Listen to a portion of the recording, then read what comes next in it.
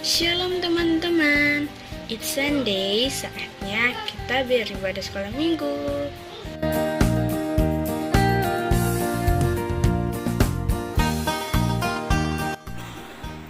Shalom. Selamat pagi adik-adik, jumpa kembali dengan engku-engku dan juga encik-encik yang cantik-cantik ya. Di pagi hari ini kita akan sama-sama beribadah kepada Tuhan lewat ibadah sekolah minggu. Dan sebelum kita mulai, kita akan menyanyikan lagu Wasmi.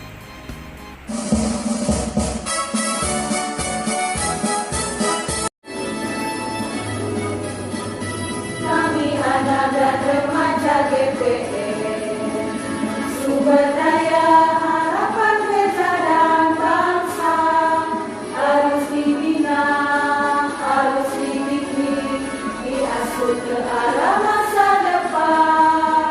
Jadilah anak-anak Tuhan, tak akan beriman, dan takkan pernah diombang-ambingkan. Kami anak dan remaja GPE, sumber daya tak dapat dilupakan oleh pengasuh dan orang tua, dididik untuk menghadap Kristus. Semangat ketahanan iman, sosial ekonomi, dan tak lupa ketahanan dunia. Ayo tingkatkan wasmi, wajib sekolah minggu. Ayo giatkanlah wasmi, wadah pelayanan anak dan remaja GPE berdasarkan pada firman Allah. Ayo tingkatkan wasmi, wajib sekolah minggu. Ayo giatkanlah wasmi, siap berfungsi sebagai garam dan terang dunia dalam konteks satu panggilan gereja. Di sekolah minggu kita akan masuk dalam ibadah. Untuk itu mari kita berdoa. Allah Bapa kekal di sorga, Bapa yang kami sapa melalui anak-Mu Yesus Kristus Tuhan kami. Ibadah sekolah minggu yang kami lakukan di pagi hari ini, kiranya Bapa mau berkati agar ibadah di pagi hari ini dari awal hingga berakhirnya bisa berjalan sesuai dengan kehendak Tuhan. Terima kasih Tuhan Yesus. Amin. Adik-adik, kasih Tuhan Yesus sangat besar bagi kita. Untuk itu, mari kita memuji Tuhan dengan menyanyikan lagu Setinggi-tingginya Langit.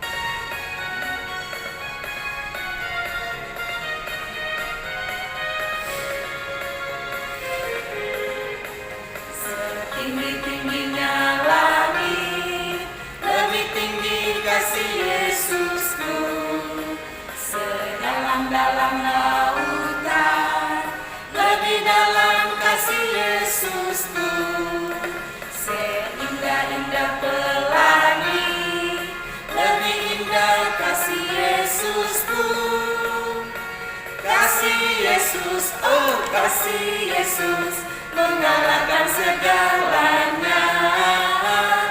Kasih Yesus, oh kasih Yesus, mengalahkan segalanya.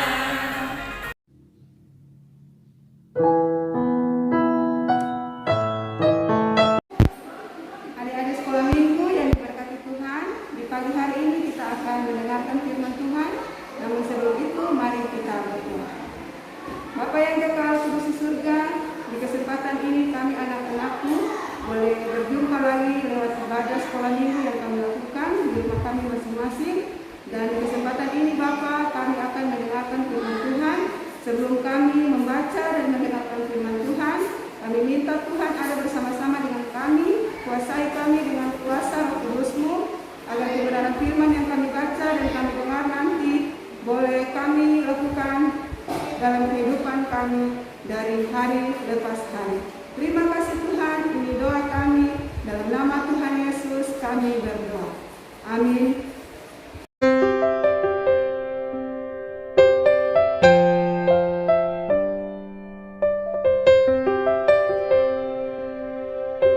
Jadi, apakah Apolos?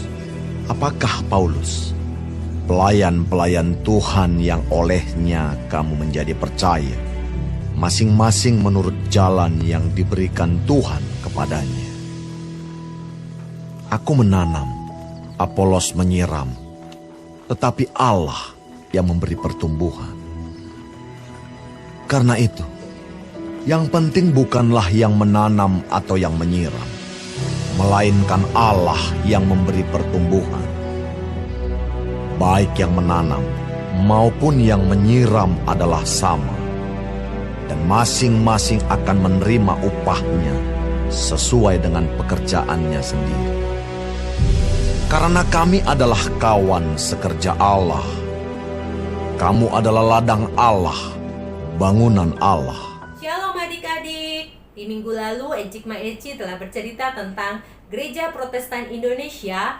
Di minggu ini bersama Encik Nova kita akan belajar bersama tentang Gereja Protestan Maluku atau GPM. Seperti yang Encik Ma Eci sudah bercerita bahwa bangsa Indonesia dijajah oleh Belanda dan gereja masuk ke Indonesia dibawa oleh Belanda. Sehingga pada tanggal 27 Februari tahun 1605, ibadah pertama dilaksanakan di kota Ambon dan diikuti oleh pegawai-pegawai Belanda.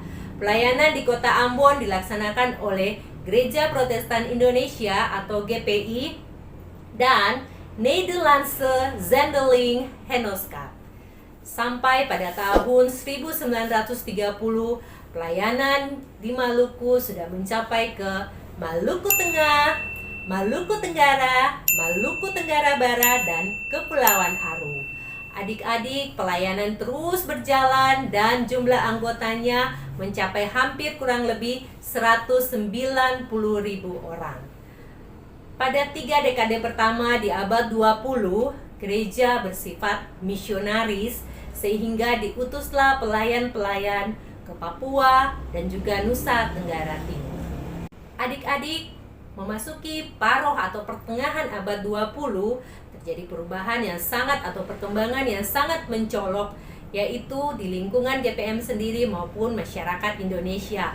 Di lingkungan GPM terjadi persiapan-persiapan untuk mewujudkan wilayah-wilayah, termasuk wilayah Pendeta Ketua Ambon, yang tentunya semuanya mengarah kepada gereja, terbentuknya gereja yang mandiri. Di lingkungan yang kedua dari masyarakat sendiri muncul semangat nasionalisme yang merembes masuk ke dalam gereja-gereja Maluku.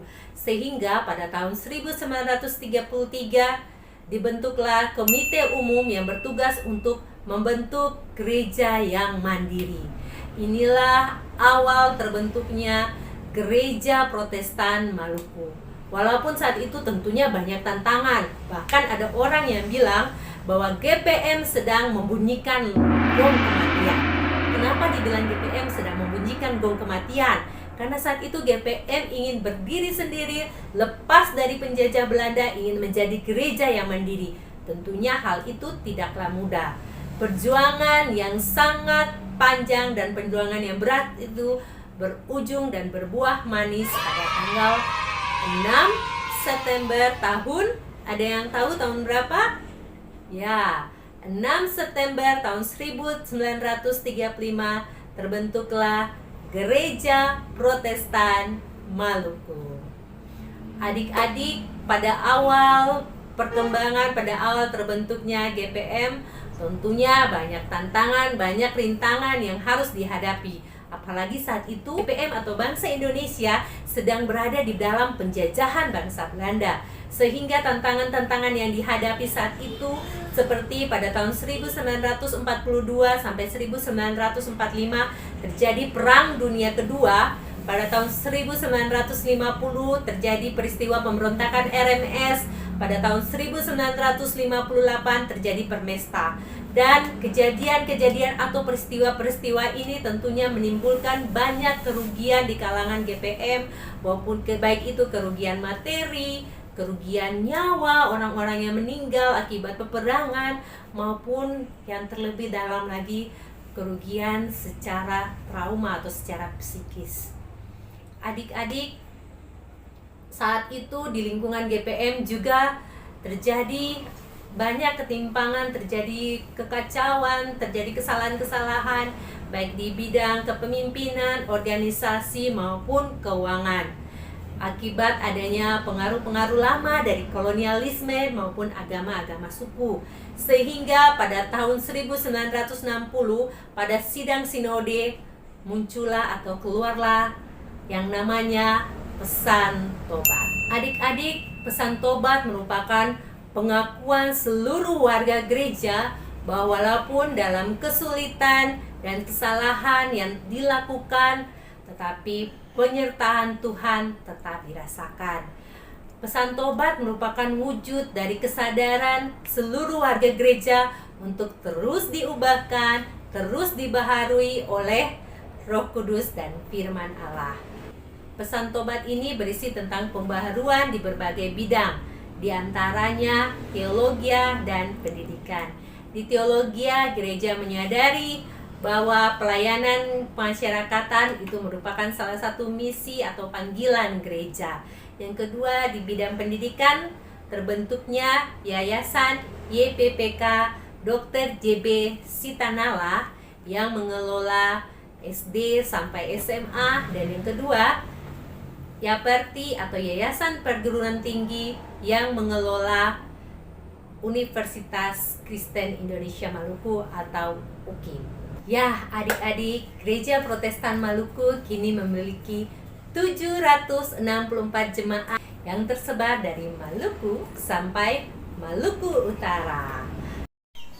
Adik-adik, inilah bakal jemaat ke-765 GPM, yaitu Gereja Swatabanga yang akan diresmikan pada hari ini, 21 Maret 2021. Adik-adik, siapa yang tahu apa moto GPM? Siapa yang tahu? Moto GPM, aku menanam, Apolos menyiram, tetapi Allah yang memberi pertumbuhan. Aku menanam, Apolos menyiram, tetapi Allah memberi pertumbuhan. Adik-adik, dengan moto GPM ini kita sebagai anak-anak tanggung, anak-anak sekolah minggu mau terus untuk melayani Tuhan melalui kehidupan kita sehari-hari dengan menjadi anak-anak yang takut akan Tuhan, yang dengar-dengaran orang tua, yang menyayangi keluarga dan juga sesama. Tetap menanam dan menyiram, dan Allah akan memberikan pertumbuhan dalam kehidupan adik-adik semua. Selamat hari Minggu, sampai ketemu minggu depan.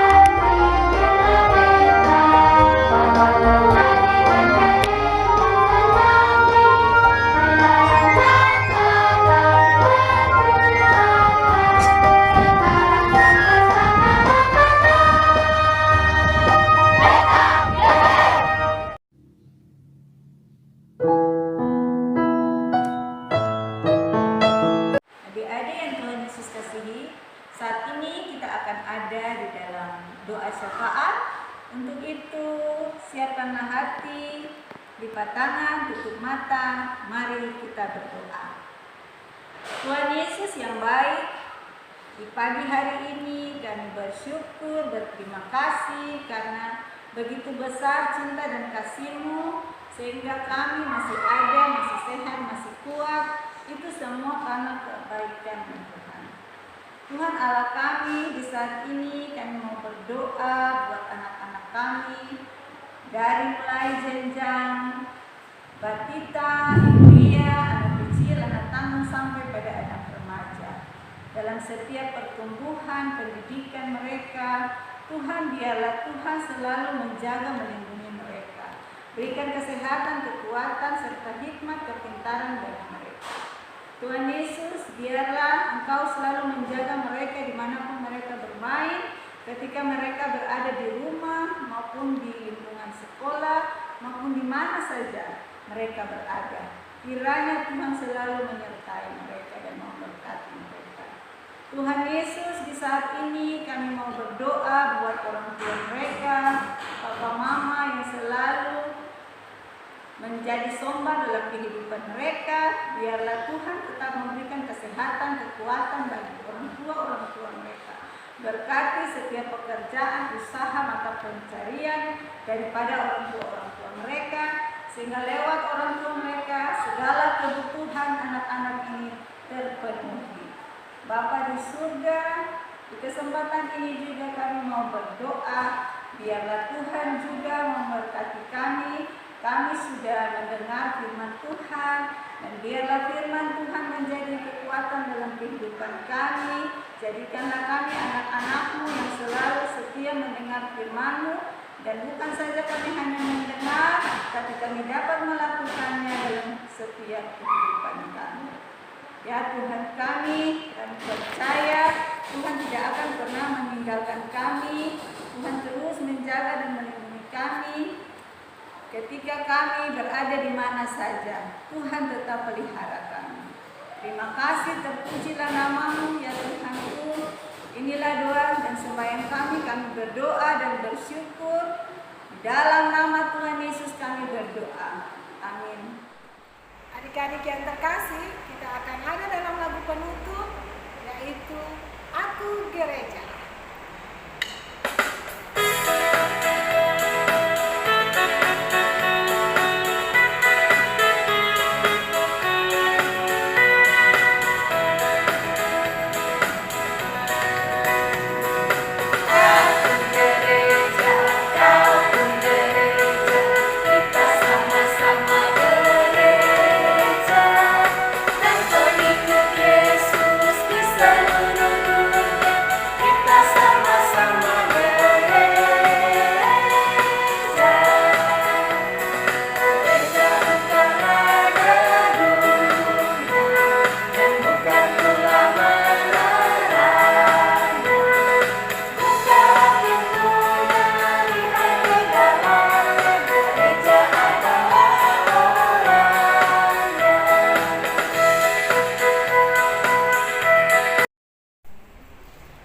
Demikian ibadah sekolah minggu kita di pagi hari ini.